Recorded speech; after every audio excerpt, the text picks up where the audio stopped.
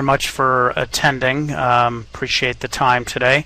My name is Mark Sneider. I'm owner-president of RSW US. We are an outsourced business development group, help marketing service firms of all types and sizes, helping them find qualified leads, setting meetings on their behalf, helping better position them in the marketplace, and then when appropriate, helping them move closer to close. Started the business in 2005, and in 2010 started up an agency search firm, helping marketers find agencies. Models a little different than traditional search firms. With the experience on the RSW US side and obviously the agency search side, it's given us some pretty unique perspective in terms of agency-client relationships, understanding kind of the pains on both sides, successes. In addition, we're running surveys throughout the year among marketers and among agencies, which gives us some additional perspective in terms of behaviors and attitudes. Recently completed a survey on changes in social and digital media 2009 to 2012 that is available on our site for free right now. And then, finally, the agency search side of the business, the fact that we're working directly with marketers now gives us kind of a unique perspective in understanding what their needs are, demands are, expectations are, gives us some perspective in terms of what agencies are delivering to them, and so hopefully, all of those things together, are kind of wrapped up into this presentation. Recognizing that it's hard to get to the table and actually set that meeting. We recognize that the second hardest part about prospecting is really closing the deal. So throughout this presentation, we're going to offer some perspective that really draws from all those insight points, and hopefully this will prove helpful to you. If you are interested in tweeting during the presentation, our hashtag is #RSWUS. So let's go ahead and get started. There are 17 chapters to this presentation. We will keep it to 1 hour. The first is make your choices count when it comes to list development. The second is only the smart and tough ones survive, followed by your basic homework when preparing for a prospect simply isn't good enough. It's not about you, my friend. It's about the client is the chapter that follows. And we'll help you get through those colder calls, because I know that you only know how to do a referral. And next chapter is we don't really care how nice your prospects are. And we want you in the next chapter to not operate in a vacuum when planning and strategizing on how to approach or follow up with a prospect. Next chapter is about the fine line and how few cross it and how to appropriately carry yourself past it. The next chapter is beyond the expected, in the hopes that agencies, will always carry themselves beyond what most other agencies are doing. Followed by think of your prospects as pre-adolescents. Next chapter is every touch point counts. Followed by don't follow the rules, but give them what they want. And then be anal, overthink everything. And next chapter is the need for lots and lots of energy. Remember, there's no I in team. When you manage a presentation and you bring multiple players to the table, there's no I in your team. The next chapter is impress, but don't overwhelm when you're following up. And then finally, the aftermath and the recovery, how to manage a loss or a meeting that isn't going anywhere. So let's start chapter 1, make your choices count. The more selective you are with your list up front, the more successful you'll be at the end of the day. The first thing is be realistic. We know you want the big boys, but going from A to Z, from a small client to a very large client is going to be nearly impossible. It's going to take some steps in between. Our agency clients often want to go big, but we'll recommend that they mix it up a little bit or scale up to those larger prospects. You want to go beyond the quantitative if you can, like size and geography, to think about how prospects' needs might fit with your skill set. And how the character of your company fits with the character of the agency. That you're, do they seem more entrepreneurial? Do they seem more corporate? How does that fit with the character of your agency? And the more you can go beyond the typical, like experience in their category when reaching out to the prospect, the more impactful that engagement's going to be. So let's, create a little hypothetical here. You're a small agency, lots of healthcare experience, mostly in smaller regional hospitals, limited digital chops, but a big appetite for bigger hospitals. So where are you going to focus? You're going to focus on the big systems, or are you going to look to the smaller rural hospitals? Knowing what you know about the market, the answer may be somewhere in between. What it may take is some digging for independent hospitals, as they could prove the best way to go. You can leverage your small hospital experience and show how you've had to act more creatively to solve similar challenges they might be facing. You can also look for hospitals with websites that are somewhat challenged and that have limited social presence to build chops in the space as you grow. And the bottom line is, what you need to remember is, good list in and great stuff out. Give some thought to what you want and make sure you've got it in there up front. All right, let's move on to Chapter 2. Only the smart, tough ones survive. Stay with your prospects. Never give up.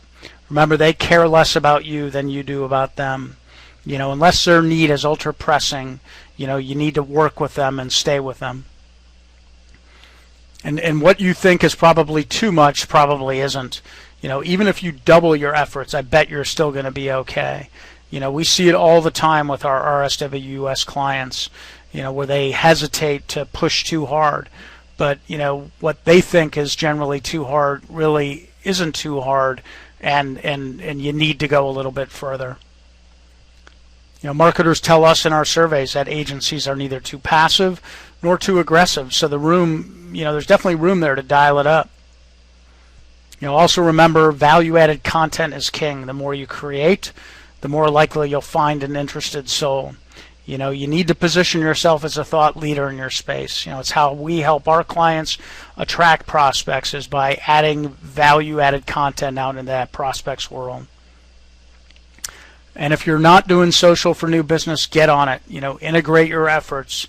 Think SEO. Everything you do socially, think about the keywords that you're using and you want to promote to drive SEO. You need to dedicate the time. At the end of the day, your agency is going to benefit from the efforts. So let's create a hypothetical. There are 5 prospects that you would die to have in your portfolio, but you've tried to email and call and maybe link in with them, all to no avail. You kind of feel like you'll never open up a door, that there's no way that it's going to happen. So you kind of let everything else, get in the way of trying.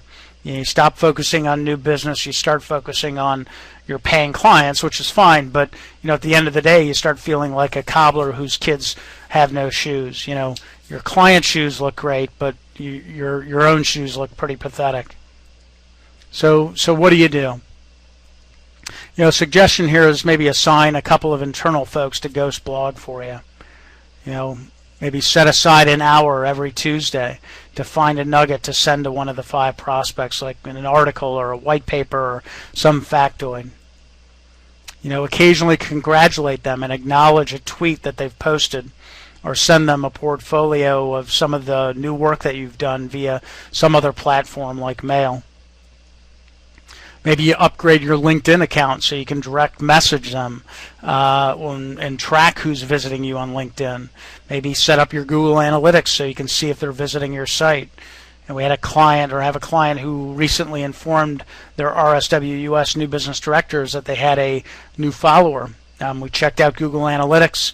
They had been all over the site. We reached out to them, and lo and behold, there was a meeting with that prospect, and a prospect engaged and interested in that client. So the key is be creative. Work all the angles. Don't assume you're being too aggressive. So the bottom line is, think double the effort. All All right, let's move on to Chapter 3. Let's talk about how your homework, basic homework, isn't going to be good enough. Only doing the basics, looking up news about the company or the prospect, isn't going to be good enough in the end. Marketers, again, tell us in our surveys they expect more. They want to know you care. They want to know you're interested, understand their business. So, what are you to do? Let's create a hypothetical. A meeting has been set up for you. You've never met this person. Little about their company. You've worked in their category, which is fine, but you can't find much news and any other factoids about them on the internet. So what do you do? I say, you know their freaking category. Craft some smart questions to walk in the door with. Maybe questions about their business, trends in the category, trends in marketing. Something to get them talking. Just because you can't find news about them or you don't have a lot of background information on them, if you know their category, formulate some good questions. Find their work maybe and offer some thinking. Maybe you could interview a few customers in the category and walk in with some perspective. The bottom line here is really go beyond the homework basics because other agencies aren't going to do it. All right, let's move to Chapter 4. It's not about you, my friend. Marketers tell agencies year after year that agencies do too much talking and not enough listening. Marketers also tell us in our surveys that agencies spend way too much time talking about themselves and not about the marketer's business and their category. And it's frankly painful for marketers. So a little hypothetical, somebody arranges a meeting for you. You've gone beyond the homework basics to prepare, but you feel most comfortable using your capabilities presentation as a crutch, which is totally normal. Most agencies are more comfortable only talking about themselves. So what do? I say first start by not talking but asking. It's simple. If you've gone beyond the homework basic, close the laptop, have a conversation. Tell the prospect that's your intent and tell them why, because most agencies just talk about themselves and you're different. I'm sure the marketer is going to appreciate it. You'll find the conversation much more stimulating. That's if you're legitimately into it. So the bottom line is listen, don't talk. Listen to what the prospect has to say and don't jump in and start talking about yourself. All right, Chapter 5, I only know how to do a referral. We all know that networking and referrals, meetings that come out of that are not only better because, the tables have been set for you, but better because, you're just more comfortable. But the world of networking and referrals are shrinking. We see it year in, year out in our surveys of agencies and from those agencies that come on board as clients. As a result, agencies are faced with the daunting task of having to go into meetings somewhat cold. This can be terrifying and overwhelming. So let's create a hypothetical here. Your new business director just set up a meeting with a prospect that's on your list. You're excited but nervous about how to handle the call. You've received some good background and some insight. You've talked with your new business director who's given you some good perspective.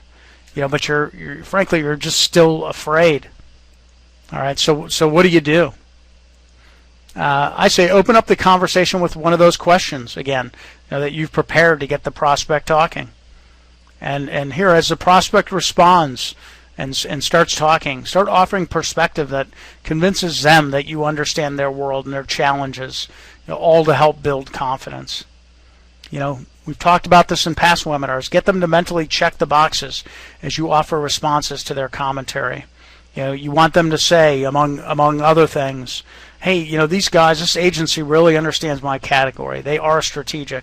They are about my business, or they care about it, and they have smart ideas. You want them to walk away believing that you have it all together, without doing a hard sell on them. So as you provide them with examples, give them examples that showcase your strategic thinking, that showcase smart ideas, and so they walk away believing that you can deliver those things. And please avoid defaulting to talking about things that are most comfortable to you and aren't aligned with your prospect's needs. We occasionally see this. Had a client, who was on a call, and we were on the call with them listening in. Was taken down a path that wasn't core to their business, and while they've done some of it, they just didn't feel comfortable. And instead of, smartly kind of, having a conversation about that need, they defaulted back to the thing that they were most comfortable talking about, which really wasn't related in a very strong way to what that prospect wanted. And at the end of the day, the call went nowhere. So, just relax, get to know the prospect, find out something personal about them, make a quality connection. Again, it'll be more enjoyable and fulfilling for you and the prospect. So the bottom line here is, make it a conversation and subtly make the sale. All right, moving on to Chapter 6. We don't care how nice they are. Of course we care how nice they are, but the reality of it all is you need to get beyond the personal. Hypothetical here, you're in the middle of a meeting, and so far all you've been talking about is your shared personal experiences, and while certainly enjoyable, you're making very little progress. So while a love fest is always very nice, you need to figure out how to move them off the personal and into the business. So what do? I say, don't be afraid to change the subject and get them on track. But rather than turning that subject to you, maybe turn it to them by suggesting that one of your clients had a similar personal experience. And then say, hey, it reminds me something they did that relates to your business. Maybe then follow with a question that will get them talking about their challenges, which hopefully will get you on the right business track again. And of course, don't forget why you're there. You need to take that next step. You need to create a next step. We had a client who was on a call with a prospect. This client happened to be a chicken farmer. It was a hobby of his, and the prospect also was a chicken farmer. And so after the call, we asked this client, this agency, how did the call go? And oh, it was a great call. We're both chicken farmers, and we, really hit it off and had a great conversation. And so we're like, okay, so what's the next step? And there wasn't one. Let's stay in touch. Look forward to talking to you again. And you got to take the step back and remember why you're there. You're there to sell, and the bottom line here is engage to engage. You want to certainly engage that prospect and strike up a nice personal relationship with them. But at the end of the day, you're there to engage them. You want to bring them on board and make them a client. All right, let's move to Chapter 7. Don't operate in a vacuum. Most agencies' new business is driven by one individual. We see it all the time with our RSW US clients. These agencies come in, and one guy typically is driving the train. The problem is it requires way too much time from one individual to do an effective job, during the preparation period leading up to a meeting or a pitch, and in the post-meeting follow-up. So just like you might brainstorm for a client program, say, maybe do a bit of brainstorming on how to best prepare for a pitch or a meeting, or carry a prospect forward afterwards. We push our clients to connect with their RSW US new business directors and talk to them about strategy leading up to that meeting, or talk to them afterwards to strategize and plan how to further pursue that prospect. So a little hypothetical here. You just had a great initial call. You tried to push for a next step, but the prospect, while interested in you, wasn't interested in a proposal. They want you to stay in touch and hope to be doing work with you. So what do? I say don't do what they say. Maybe have a conversation with another key member of your team to brainstorm effective ways to follow up. Maybe outline some different paths or different tactics and assign some people in your organization to help out. Maybe create some blog posts on topics central to the prospect.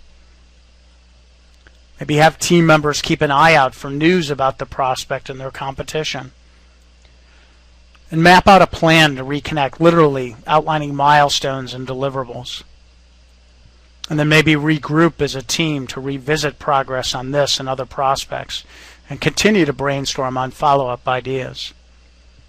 So the bottom line here is don't go at it alone. You might be a great salesperson, but there are others with other ideas and possibly more time that can contribute and be helpful to your organization and your efforts. All right, let's move to Chapter 8, the fine line. You weren't built to be a salesperson of the used car variety, and frankly, you shouldn't be. And you'll get nowhere if you're simply too nice and too passive, and remain afraid if you step over the line that you're going to blow it. Which is what's most often the case. Remember, 2 times the effort, and you're going to probably be okay. So hypothetical here, you've put a couple calls and emails into the prospect's world following a proposal submission and no response. You feel like you want to just give up, you lose hope, but never give up. So what do? I say put on that damn sales hat. What you think is too much most likely isn't. Marketers tell us that agencies are neither too passive nor too aggressive, as we mentioned before, when they follow up. So the door's open. Just like you were when you first tried to get the meeting, when you tried to open up that door, use different platforms to make the connection. Don't just rely on traditional means to reconnect. Maybe you do use LinkedIn, or if you're following each other on Twitter, direct message them. Maybe try calling at different times of the day. Send them a follow-up thought piece. If they ask for some follow-up but aren't in a big hurry, I'd still do it ASAP to keep that mojo going. Maybe record a video of your staff that talks about how much they want to work with this prospect and send it off to them via FedEx or a link. The bottom line here is think like a salesperson, not like an ad guy. It's the only way you're going to win. You got to be creative. All right, Chapter 9, Beyond the Expected. And this principle applies to all points related to new business development. From the pre-meeting to the meeting itself, to the post-meeting follow-up, to RFIs, RFPs, to pitches, to pitch follow-up. Don't do what everyone else is doing. Be unexpected. It's counsel we give our clients on the RSW US side of the business. It's counsel I give to agencies involved in searches. You really need to push it. So hypothetical here, you're in a search and the consultant has set up a Q&A chemistry call for you and the prospect. They positioned it as an opportunity for you to ask questions. And maybe rather than the expected, jump into the call telling the prospect how pumped you are because your research has just revealed some compelling opportunities.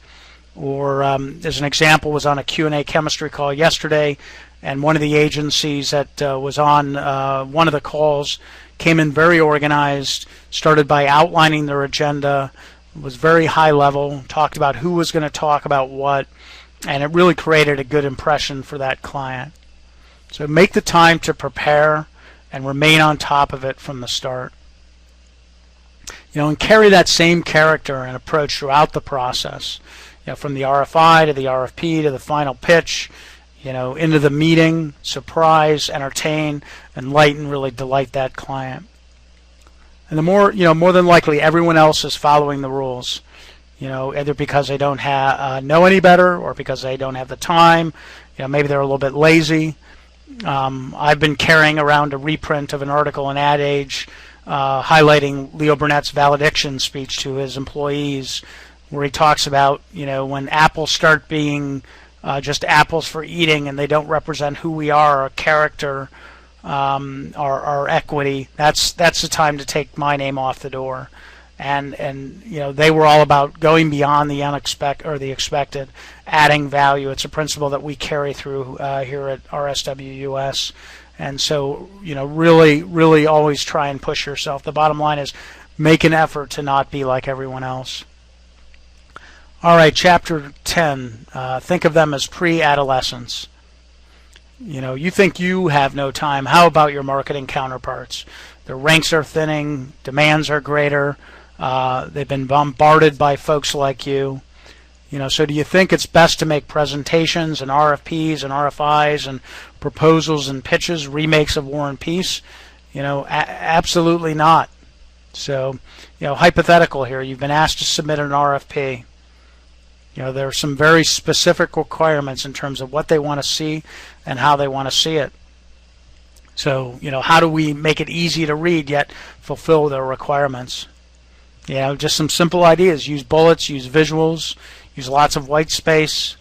Limit the page to one idea or theme or response. Always relate it to the client. Tell them why you're doing what you're doing. There's nothing worse than reading an RFI or RFP response and not really understanding why the heck the agency put it in there. So put a preamble in that talks about what you're about to show them and why it relates well and why it's a value to them and to you and being able to understand their situation. Maybe give it to somebody who isn't part of your agency and have them read it. Are they still awake at the end? Do they find it compelling? Now, the bottom line here is the KISS principle. Keep it simple, stupid. I had a CEO when I was in the CPG marketing world, who used that principle, believed that, cutting to the chase was the best way to go, keeping it simple, not overthinking and overdoing things in terms of adding too much content to a response in this particular example. All right, Chapter 11, every touch point counts. Really suggest don't take anything for granted. Assume that the prospect is evaluating you at each and every corner of the search. Even the simplest of activities like a Q&A chemistry call can be an evaluative point for the client, which yesterday's call was. It wasn't a go, no-go, but certainly, the marketer is looking at the agency and how they present themselves and the kind of questions they ask, and they're going to throw that into their consideration set as they, move forward through this process. If you walk in unprepared, what kind of message does that send to the client? So make sure you're buttoned up. So hypothetical here, you've been asked to participate in the second round of a search. Before the final pitch, you have an opportunity to communicate directly with the client, maybe on a Q&A call. It's been positioned as the opportunity for you to ask questions about the client's business, their category, final pitch presentation. So how do you make this touch point count? Maybe you start by firing some questions to the client or the consultant prior to the call. Show them that you're constantly thinking about them. Maybe send them an agenda of what you want to cover during the call. It's going to show them that you're organized and thoughtful in your approach. Kind of a little bit like what the agency yesterday did in that Q&A chemistry call. But in this case, I'm suggesting maybe that's something you do beforehand. Maybe surprise the prospect during the call with some new insights you've picked up from your research or interviews with their customers. And then maybe following the call, either ask an additional question or two or send them an idea or two to get them, get some initial reaction to your plan direction. Show them that you're on top of it. It's easy to do the bare minimum. What's hard is pushing yourself to make every touch point count. Again, think of Leo Burnett and the apples aren't just for eating. So the bottom line here is don't be lazy. Push yourself at every single connect. All right, Chapter 12, don't follow the rules, but give them what they want. There's nothing worse than making your prospect work hard to find the information they've asked for. So it's important when responding to an RFI or RFP that you give them what they want. Hypothetical here, you've been asked to fill out an RFI, you've been told very specifically not to veer from the format requested. But that in order to stand out, you need to be different. So what are you going to do? Just sit quietly by and not make waves? I say absolutely not. The only way you're going to stand out from other agencies in the mix is to shout out and make yourself known. And if you, ask client or ask a search consultant if you can maybe offer some slight variances in the response. It certainly never hurts to ask. And even if you can't change the format, maybe consider adding images to jazz up the presentation. Make it a little bit visually interesting. And again, maybe use bullets, white spaces we talked about before, something to really help it stand out. Because think about it, if all you do is answer the questions the same way everyone else is likely to answer it, how are you really going to set yourself apart? If I've got If the client has 10 RFIs they've got to review, how are they going to distinguish you from everybody else if all it is just a boatload of words? Hopefully you've got a point of difference, but let's make it interesting for that prospect to read and internalize what you're trying to tell them. Make sure you give them what you want. Otherwise, they won't be happy, but think about how you can make yourself stand out. Now, the bottom line here is make it work, but make it count. All right, Chapter 13, be anal, overthink everything. Okay, key is making sure you're as prepared as possible, rolling into the final pitch presentation or meeting, or any step of the process. Making sure you're prepared is key. As an example, I use a Q&A chemistry call here. If it's a Q&A chemistry call, find out what the objectives are. Who's going to be on the call? How long do you have? What are the boundaries? So a little hypothetical. You're in a final pitch presentation. Okay, so now what? Do you prepare your pitch and present it? I say, no way, not so fast. Find out things like the following. How big is the room?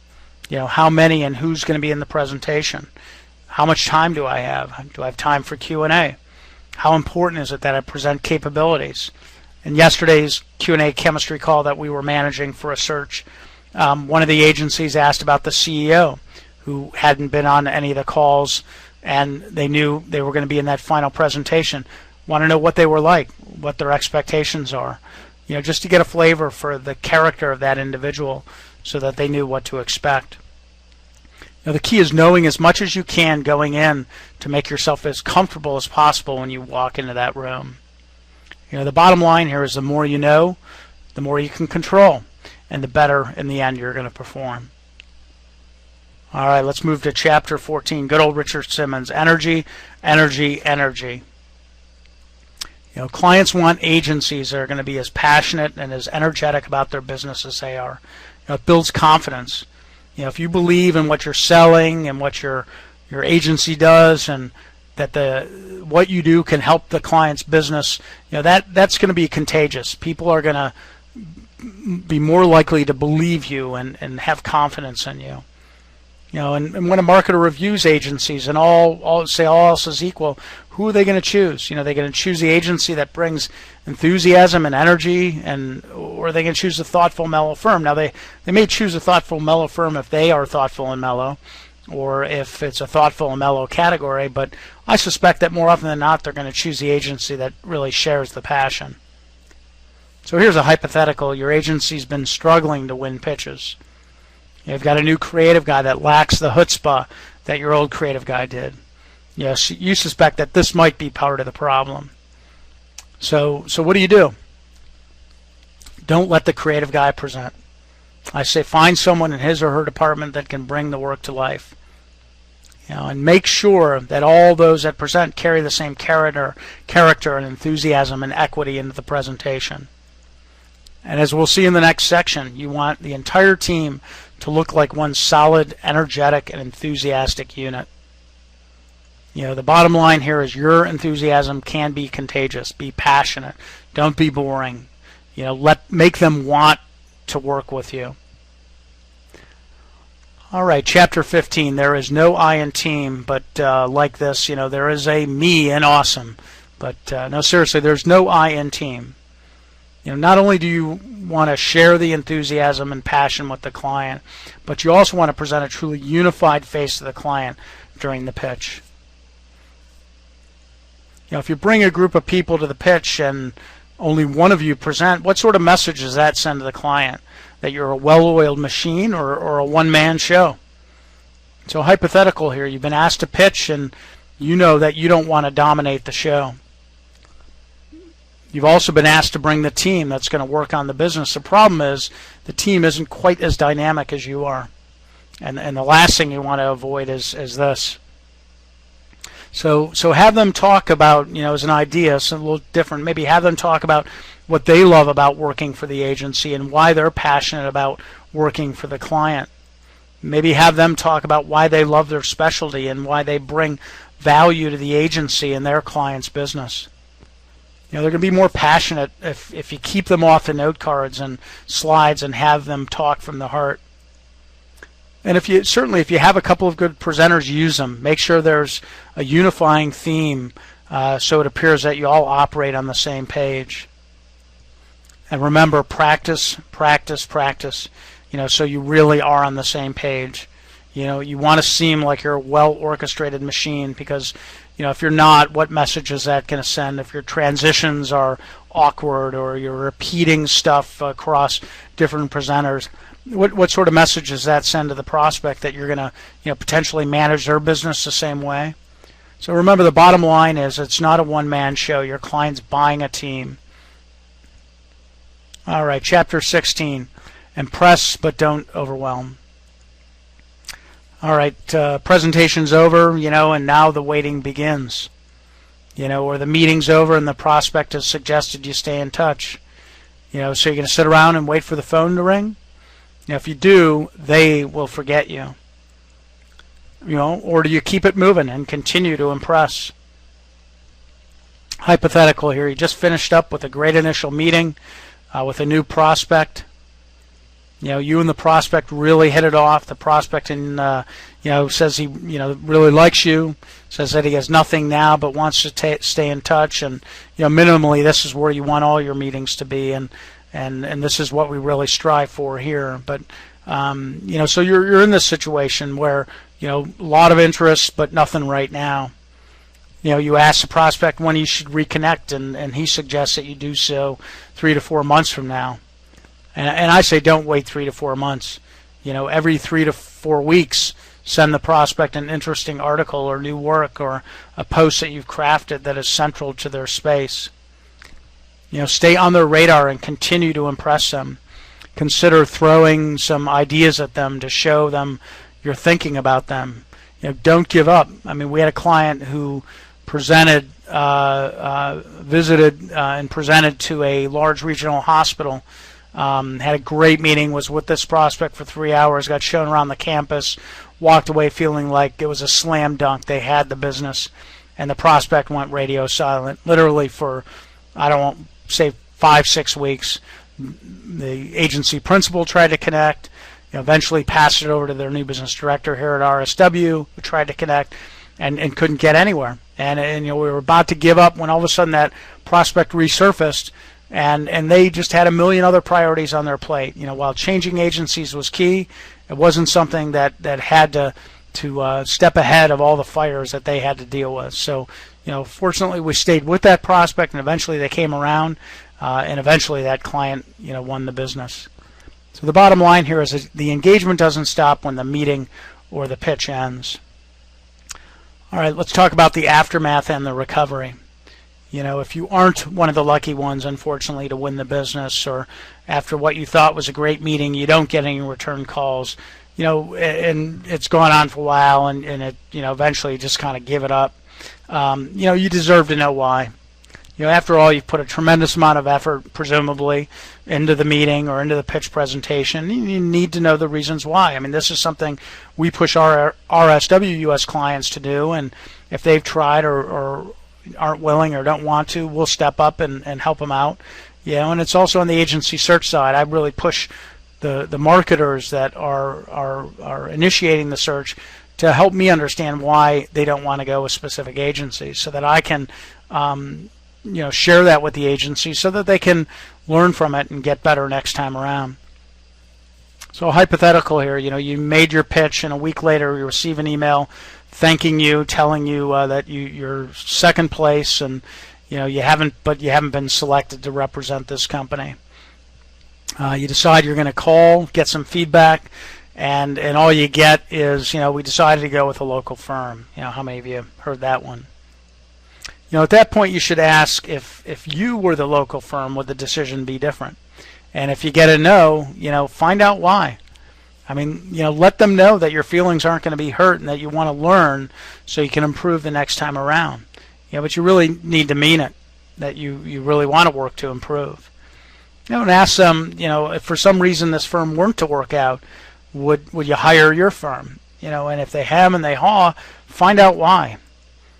And you can't hide from your problems. You you can't keep doing it the same way over and over again. We have a client who's been struggling to try and win business. They did a step back and a regroup, had a conversation with us, did their own internal brainstorming, came to the table with the list of a number of great ideas that they can use, based on some of the feedback from clients and from their own internal work and conversations with us on things that they can do to change their approach the next time they're in a pitch or presentation situation. So the bottom line here is you need to know, you need to learn, and you need to improve. Let's take time now for a quick recap. Make your choices count. Good stuff in, great stuff out when it comes to developing lists. Only the smart, tough ones survive. Think double the effort. What you think is good enough probably isn't, so double it up and you should be okay. Your basic homework isn't good enough. Go beyond the basics, because I suspect most other agencies are only going to do the basics. And it's not about you, my friend. Listen, don't talk. Find out, what's on the mind of that prospect. I don't know how to do a referral. If you're in the business and you know the business, whether it's the category or not, have a conversation about it. Be smart. We don't care how nice they are. You're there to engage, get to know them, but ultimately to engage, get them on board. Don't operate in a vacuum. Don't go at it alone. Listen to other ideas, plan, strategize leading up to those meetings or those pitches, and following those engagements. The fine line, put on that damn sales hat. Think like a salesperson, not like an ad guy. Don't be afraid to step past that line.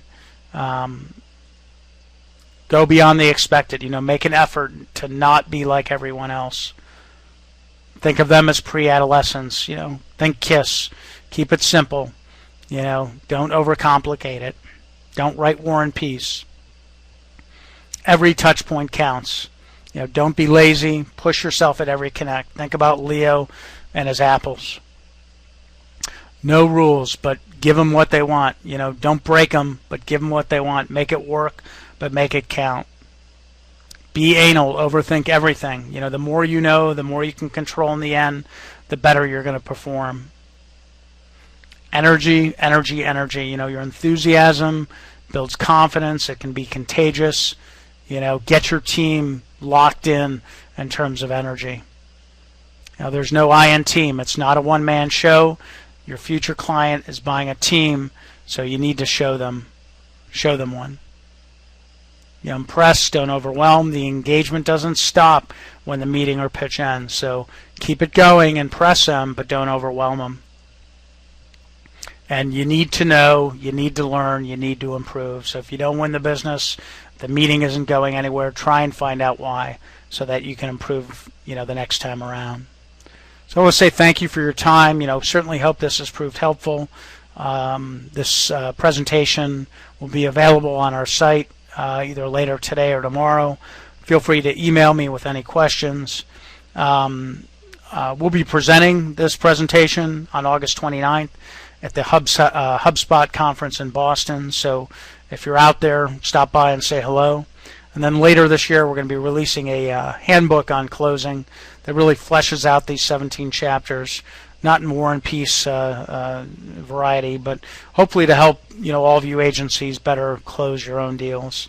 So thanks, take care, wish you the best, and again, thanks a lot for attending.